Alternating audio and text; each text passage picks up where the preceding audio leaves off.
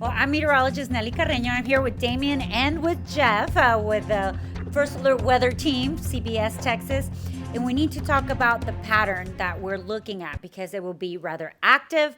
And we're looking at several rounds of showers and thunderstorms, many that could be strong to severe. And there's a reason for that. Not only because it's spring, but the pattern that we're looking at. But first, let's talk about when this will start, the possibility of severe weather, because we'll have showers and thunderstorms ahead of it. But the severe threat is specifically Sunday afternoon, evening, Monday afternoon, evening. So Damien's going to talk to us a little more about that.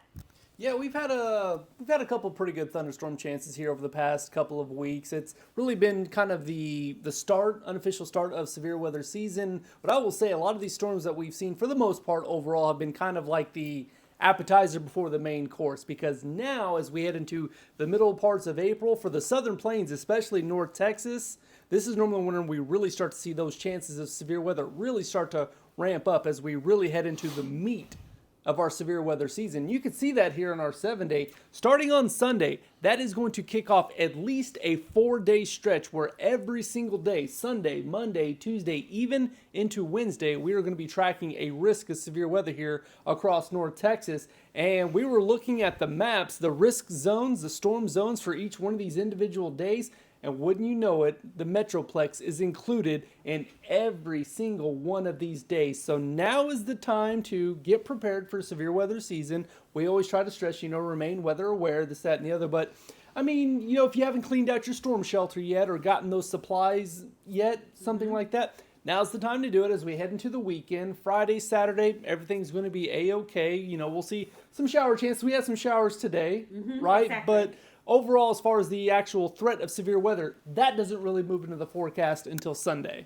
And of course, April and May are the months that we really take a look at severe weather, the possibility. But we were a little spoiled last year, but things are different this year. And the pattern change means the chance of thunderstorms, severe thunderstorms, not only in the next few days, but in the next couple of weeks. And Jeff is going to talk to us about why that is. It is the pattern that we're looking at. Yeah. And he's actually an artist. I don't know if you guys know this. So he's going to draw the U.S. I would not be able to draw the U.S., by the way. I wanted to just make your point Yes. a little bit.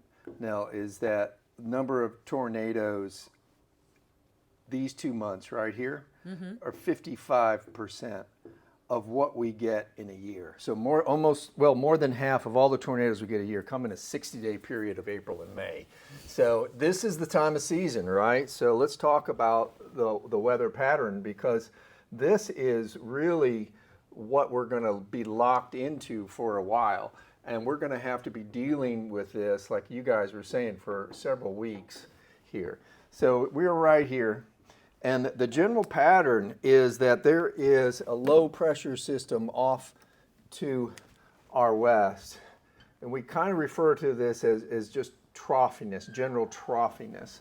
And out to our east is high pressure.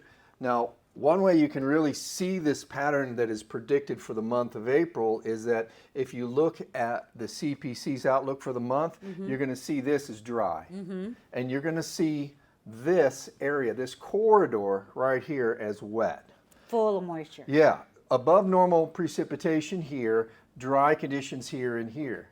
And what's happening is that I'm not saying that this pattern is going to be exactly like this every day all month. It's just going to vacillate and kind of fall into this, stick for a couple of days, maybe migrate a little bit. This low would migrate a little bit off to the east, but then it'll fall right back into this pattern. But why? Well, this has a lot to do with just global sea surface temperatures, what's actually going on in a very warm Pacific. But we're going to have this low here that is going to be driving the weather system. And what happens is that either the whole low moves into the Great Lakes, and that's going to happen every 3 or 4 days, or pieces of energy come around this low and move over us, state of Texas. Now, if you got high pressure sitting over here all this time, what it's doing is it's tapping into the Gulf. And what is the Gulf? One of the warmest bodies of water in the world when you talk about the depth of the warmth in it. So now it has been running 2 to 4 degrees above normal for the last 5 years. 5 years. So Now that moves around a little bit because of the way a hurricane might interact with the basin itself, but for the most part, this is just very warm water normally, and in the last couple of years has been even warmer than that. So this is where our moisture comes from. And when you have high pressure here and low pressure here, they're teaming up, literally teaming up, bringing moisture into North Texas. So we're loading it up. And we also have a dry line that will be the trigger for all of that. If you could explain a little bit about the dry line and why that is one of the focus when the lift comes up. Yeah, absolutely. So what Jeff is drawing there is, as anyone knows here, especially across West Texas, the Permian Basin, it gets pretty dry out there. Even the Panhandle. But once you get to the west of I-35, yeah, you're dealing with a lot of dry air masses. And well, as Jeff was talking about, that area of low pressure will vacillate west to east. And as that happens, that will displace different air masses. And as some of those air masses get pushed farther to the east towards the I-35 corridor, like a dry air mass, that can create what's called a dry line. A dry line, kind of imagine it like a cold front. A cold front happens whenever the leading edge of a cold air mass pushes into your area. The very leading edge of that brings in that colder air, which is why it's a cold front. Same thing with a dry line. You have an air mass that's very dry, very low dew points, not very much moisture in it. Whenever that starts to nudge into your area, the very leading edge of that is what we call a dry line.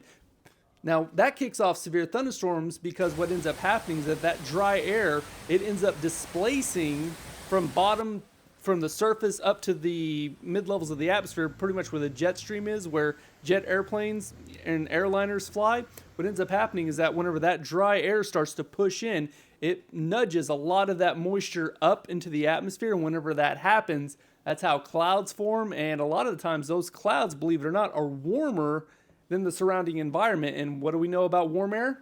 It rises. So as those clouds and as those storms start to rise, that's whenever you start to see those really big building cumulonimbus clouds. And that's why dry lines are such an effective trigger for severe weather. So that's what we're going to be watching out here for some of these storms. And of course, we are looking at the flooding possibility. Jeff, can you help us explain why a lot of these thunderstorms will bring the risk of flash flooding? Yeah, so it's the same culprit. The heart of it is that we get a very deep moisture field. Now, we always get a little Gulf moisture, but in this particular weather pattern, we actually get a double whammy because if you notice, this is a huge wind pattern. And what it does is it even taps in Pacific maritime air. So down at the surface is all this Gulf moisture, and then just right above that, layered on top like another layer of sandwich, is Pacific moisture. It's just more fuel for these thunderstorms. And as Damon was saying, the dry line is literally just a density difference, same as a cold front. The dry air is actually denser than the wet air, and it literally just like a plow plows into this. And as these storms, as Damon was saying, will rise up into the atmosphere, they just have a lot of moisture to work with. So we are particularly prone to springtime flooding, not only because the Gulf is open, but when we have this trough here feeding in the Pacific moisture, we can get even a bigger rain event. This is something we will really watch towards the second half of the hurricane season, because we know this will be suppressed because of El Niño starting up, but this will get very active. So there are storms that could whip up a lot of moisture into those mid and upper layers of the atmosphere that end up traversing into Texas. And we've had some of our biggest late summer, early fall flooding events because of Pacific systems, not because of Atlantic or Gulf systems. Exactly. So we are looking anywhere between 2 to, in some places, 3 inches of rain just in that first round on Sunday. Yeah. We could see, obviously, additional rounds of rain. Another thing that we were talking about is the possibility if we have hail or if we have the possibility of tornadoes. One thing that we looked at, upper level, do we have a lot of cold air for large hail? That's something that we took a look at. Do you want to talk about it, or do you want to talk about it a little bit more? Well, the hail risk, you get larger hail, as you were saying, with colder air. And this is, again, this would be more of the timing of the trough itself, right? That when it kicks out energy that comes out, not so much, right? In an individual cell, sure. Yeah. I mean, just any dry line storm could produce 2 inches hail. It doesn't really matter about the signature of the air above it. But when you have the trough pulling out, and when that happens, and again, this is something that will will happen every couple of days. This overall pattern tends to be somewhat stagnant, but when it does kick out, and what are we saying, Wednesday? I think this one comes out. This is all this, I'll just kind of outline. It's much colder up here, but the cold air is like this. So eventually this lobe of this bottom part of the cold air will move over us. So that means that high up in the surface, 18,000 feet or above, is some really cold air. When storms bubble up high into the atmosphere, and they'll go up 30, 40,000 feet, they'll hit that cold air, and that's actually, believe it or not, one of the triggers of getting large hail. It's just that it's sooner it gets to freezing up there, or super cooled liquid gets up there. Exactly. So we are going to see the temperatures finally go down eventually, but for now our high temperatures are 80, 80, 81, 81, 82. So when will you know that actually it's shifting a little bit? When the temperature goes down. And right now we don't have it until next.